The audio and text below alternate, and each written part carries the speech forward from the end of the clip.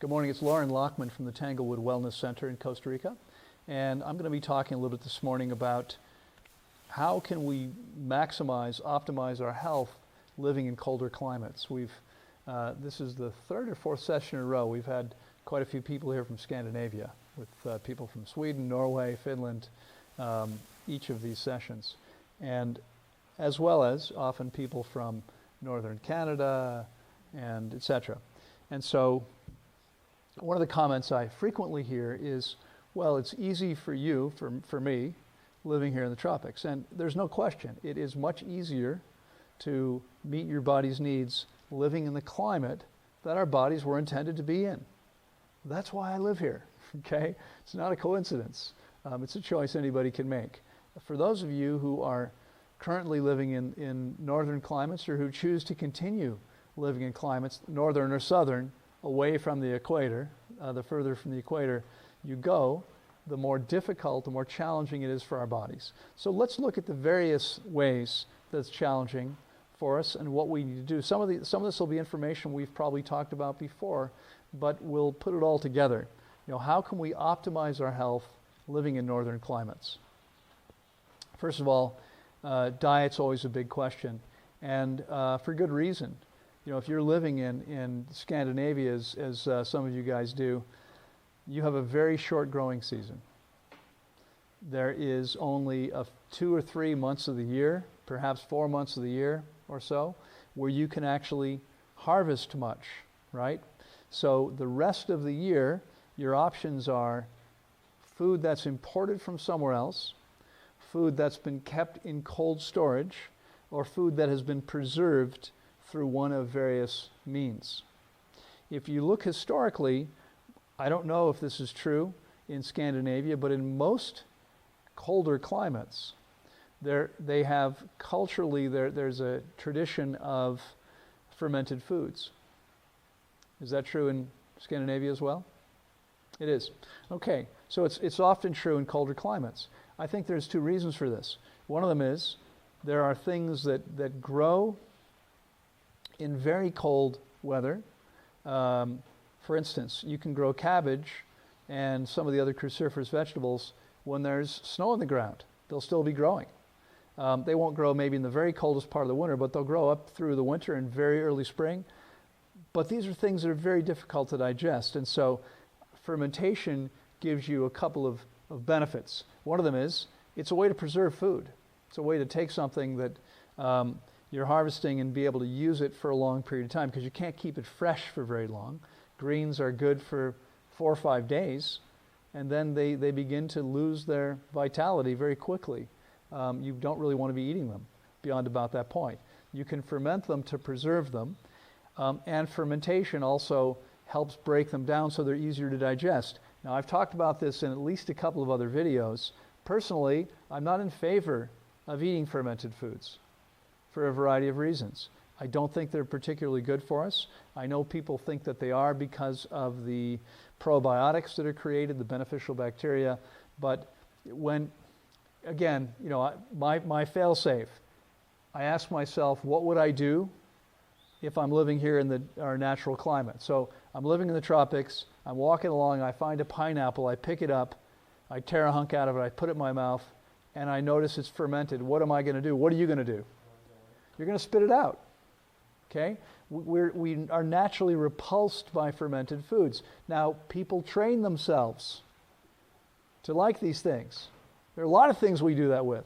Beer, which is fermented. Tastes nasty. Most of us, first time we had it, perhaps as an adolescent or a teenager, said, this is disgusting, but maybe we drank it anyway because our friends were drinking it, or because, we wanted to be older, or we wanted to get a buzz, whatever it was. But there's a natural, the body naturally does not want these things. But it is one way you can have food a little bit longer, and things that you're actually growing up there, and be able to digest stuff that's really not very digestible. The other thing, I would look for ways to find, and if you guys, if you're near Stockholm or Oslo or Helsinki, these are big enough, wealthy enough cities that you can probably find almost anything. So look for things that are imported, that are high quality. Food. It's expensive to live in Scandinavia. Food is definitely no exception. Fresh food is very expensive there. I've been in all these countries. They're very expensive there. But if you choose to live there, you need to get the highest quality food possible. So this is what you're going to need to do. Now, in the summer months, in that short growing season, it's much easier because you can get apples and cherries and some stone fruits and lots of berries and a few other things that are available to you, tomatoes and lettuce, etc. But that's a relatively short period of time. So most of the year, you're going to have to put more effort into ensuring a high quality food supply. You might not be able to go pick it up at your regular grocery store because it may be that the quality of produce they have is not very high. I have seen this over and over again in grocery stores throughout Scandinavia. So you might have to search a little harder. You can form a buying club. If you're not finding what you want, you can actually find a wholesale distributor that will be willing to deliver or ship to you, and you usually have to buy in case lots, but you might be able to get better quality food that way because you're controlling what you're buying. And you can ask the distributor how fresh it is, where is it coming from, etc. One of the issues we've talked about, when you are so far from where stuff is grown, it's often picked way too early to get to you, and this becomes a serious problem, especially with acid fruits and to a lesser extent with subacid fruits. Okay, not so much of an issue with sweet fruits, especially since bananas and mame sapote and other sweet fruits will ripen perfectly well off the plant, while that's not true for most acid fruits. Pineapples, citrus, for instance, don't ripen off the plant. Tomatoes do, but others don't ripen off the plant. If you're buying things that were picked way too early, their acid content is always going to be way too high. It's always going to have a negative impact on your teeth. It's never going to have the nutrient content or the sugar content that your body needs because it didn't finish developing. Okay, that's going to be true for a lot of fruits and for many of these acid fruits. So you want to be very careful with that. One of the strategies we talked about before is to get yourself away down to at least the subtropics every, say, 3 or 4 months, if you can. Now, one of the benefits, you're living in a place that's very expensive, but on the other hand, salaries are often commensurate with that. So if you've got the income, it's not so expensive to travel in Europe. There are very inexpensive flights. Get yourself to Spain, to Portugal, to Israel. Get yourself someplace that's warm enough where there's enough sunlight, where you can get fresh fruit. So you're actually getting some high quality food into your body, that you're getting some sunlight. It's worth mentioning when we're talking about food and Wigmore's approach.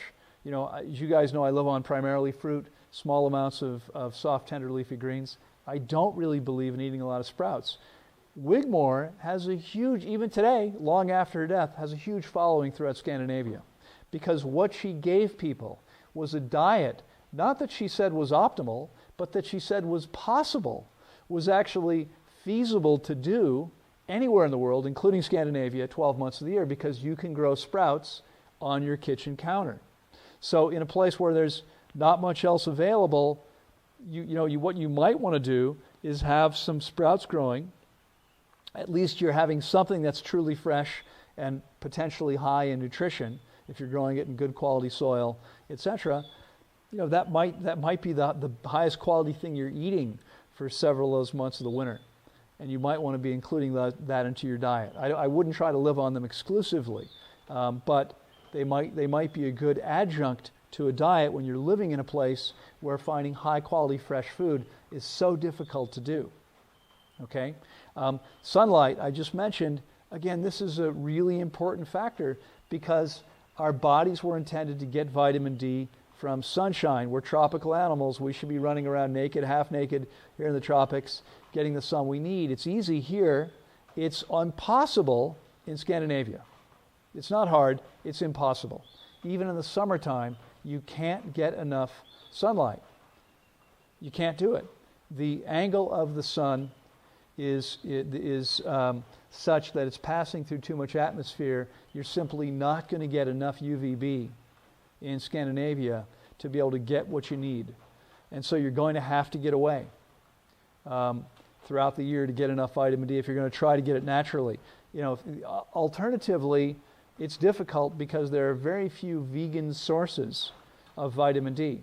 Mushrooms have some vitamin D, and you can increase the vitamin D by putting them under ultraviolet light. That can make them a little bit more valuable for you. But if I'm not mistaken, it would be almost impossible to get enough vitamin D by eating mushrooms alone. Okay? So usually what people do in terms of food, I mean, there's two options, neither of which are particularly good options if you want to optimize your health. One of them is animal products. Okay? You want to avoid that. The second one is processed foods, which are fortified with vitamin D. So, if you want to try to avoid those things, as I would typically recommend doing, it means you don't have a lot of good options. You're going to need to get some sunlight. Even forgetting about vitamin D for a second, to avoid becoming depressed and suicidal, you might want to ensure you've got plenty of light. And in places, in Scandinavia, northern Scandinavia, you've got weeks, if you're close to inside the Arctic Circle, where there is no sunshine at all. Okay? People cannot live under those conditions and be healthy. We need to have full spectrum of light. So ideally what you do under those conditions is you use a light box. You sit in front of specially designed lights that are designed to replicate as closely as man is capable of the full spectrum of light from the sun. And you sit in front of those things. I don't remember how long you need to do this for. It might be 30 minutes a day. But you do this every day so that you're at least getting some of those benefits. It's not the same as sunlight. It's not the same. There are many more issues, and it's as soon as we take ourselves out of our optimal climate, we compound the problems. So in Scandinavia, how many months of the year are your houses closed up with the doors and windows closed? Okay, so 11, is that true? At least 9 or 10? 25 years. Now, are you further north? No. Are you in Stockholm? No. You're south of Stockholm. Okay. So we have anywhere from 7 to 11 months. Only 20 sunny days of the year. Yeah. Not so many. Right. In any case, this is a real issue. So what happens is, when you're living inside, I mean, one of the benefits here we are, this is our living room, and the camera can't see this because I can't shoot towards the open sides because there's too much sunlight out there. Most times it's too bright. It looks all washed out. But the fact is, we're completely open on two sides. Okay? So even if we have furniture or rugs or upholstery that's off-gassing, and we don't because I don't buy those things, even if we did, it would never be trapped in the space. There's constant airflow. But when you live in a place where it's either too cold, so cold or so hot that your house is closed and conditioned, those toxins are trapped in the space. You want to be very careful with what you bring into your home. Okay? I think I have another video talking about those things. You want to take a look at that to be sure that you're not creating some of those problems with your furnishings and paint and candles and personal care products and cleaning products, because all those things are potentially very harmful, so much so that in the United States, according to the Environmental Protection Agency, the air inside the average home is up to 3 times more toxic than the air outside in the average city. Okay? So if that's going on in Scandinavia and you're living in those spaces most of the time with everything closed up, it's a much bigger problem. Okay? You want to be very careful about what you bring into your home and do your homework. Again, check my channel for videos talking about this, or email me if I can help you, I will. Let's see. Exercise. Again, it might be exacerbated because the weather is so cold. Now, if you've grown up there, you might be used to it. Maybe you get outside and are active all year long anyway. But I'm willing to bet there are probably a fair number of people who stay inside and aren't very active during the coldest months of the year. I mean, I think our natural inclination would be to hibernate under those conditions, but it's hard to pay the mortgage that way. So people are living their lives, but they're not really probably being as active as possible. This is something you want to think about because, again, in order to function at the highest level possible, we need to stay physically active. Now, it doesn't mean you have to work out every single day. You don't. But it does mean that on a consistent basis, at least every week, not once a week, every 2-3 days at the least, you're doing some physical activity. You're moving your body, you're using your muscles, you're keeping things moving. That's critically important and something that my guess is would be much harder to do. I know one of my sisters lives in Boston in the United States. It's pretty cold there. It's probably not as cold as it gets where you guys live sometimes, but it's pretty cold. And I know that she might go to the gym sometimes, but is much less likely to be as active. Because in the nice weather, riding bikes, walking, boating, playing frisbee, all those things people aren't really doing so much when it's freezing cold outside. Let me see if I've missed any areas. We've talked about, we haven't really talked so much about, we have talked about air quality inside the home. We've talked about sun. We've talked about activity. Rest and sleep. Rest and sleep are probably affected too. This one's probably the easiest one. You probably need more rest in the wintertime than you do in the summertime because of the light conditions, because of diet, etc. That's probably relatively easy to manage for most people because they probably don't feel like doing so much. So that's the one that most people are probably doing okay with. We've talked about diet. Have I missed any areas? Or do you guys have any questions about any of this stuff? I guess the one area I haven't talked about at all is one I've often say is most important, right? And that's the emotional piece. So again, what tends to happen to most people's moods in the absence of sunlight is they tend to decline. And that's why in Scandinavia you have the highest rates of depression, of suicide, and of alcoholism in the world, okay? Because you have the most number of people living the furthest from the equator. And so it's really important that you're really paying attention to what's going on for yourself emotionally and doing what we've been talking about here for the last month, which is being willing to be with those emotions and being conscious of when you're looking for ways to suppress them and avoid them, okay? We don't want to distract ourselves from them. We want to be completely present to them and experience them as completely as possible. If we're having so-called negative emotions, we can deal with it much better if we actually experience them and process them rather than if we try to suppress them or ignore them, okay? So these are some of the things I think would be key to living at the highest level possible in a place like Scandinavia, any place far from the equator. Any questions about anything we've just talked about? Yeah, what if you get too much daylight in the summertime? Well, again, this is something that would be easier, I think, to correct for because there are many places in Europe that use shutters outside the windows you can lower that create complete darkness or very close to it.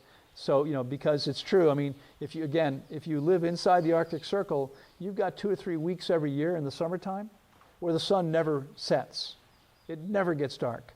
And that's equally problematic for us because our bodies need the cycles of light and dark every single day. Now, again, we're tropical animals. At the equator, we've got 12 hours of light and 12 hours of dark.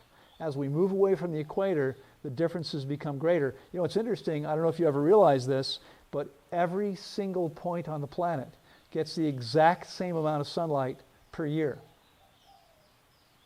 The difference is that in Scandinavia, it's all happens in the summertime, and almost none happens in the wintertime. Okay? And at the equator, it's 50-50. And that's what we're actually designed for. So the further we move away from the equator, the harder it is for our bodies because the less natural the conditions are. Now, there are things we can do. Again, we can darken our rooms. It's easier to darken the room and create darkness than it is to replicate the full spectrum of light and energy that we're getting from the sun. It may well be that there are things about sunlight we don't even understand yet. I'm willing to bet that our instrumentation doesn't measure everything happening. Okay? It's my guess. So, it's very hard to replicate the sun's light in the wintertime when it's absent. It's much easier to create darkness in the summertime when there isn't any, or very little of it, depending on where you live. Other questions? Anybody? You in the 27th row back there? Mm-hmm. Yeah. Yeah, yes, thank you. It's an excellent point. The point was that even though the further away from the equator we are, the less natural the conditions are for our body in every way, right? In terms of sunlight, in terms of temperatures for our bodies, in terms of fresh food availability, in terms of many things. Even though that's the case, there are many people who live well into their 90s and seem relatively healthy at that age, living in such unnatural conditions. There's no question about it. I mean, there's no question that human beings are incredibly adaptable and intelligent enough to create, to optimize the conditions at hand so that we can survive. And the body is incredible in what it's able to put up with, right? So yes, people can live to a relatively high age and at a high level of health, even in Scandinavia, which by the way, is a beautiful place. As I said, I've been in Denmark, Sweden, Finland, Norway. Beautiful. I've never been in Iceland or Greenland, but the countries I've been in, they're all beautiful countries. Amazing people, clean, lovely landscapes. Personally, not places I'd want to live because I know I personally would not do very well with so little sunlight all year long and so little fresh food. I mean, 10 years here in the tropics, I'll never live anywhere else again because my body is so much happier being in this climate than it is somewhere else. But there's no question, our bodies are highly adaptable. We can create the conditions, we can find ways to get decent, if not excellent quality food, and we can do okay. Other questions or comments? All right, well, I hope that's been useful to you. I'll see you next time. Bye-bye.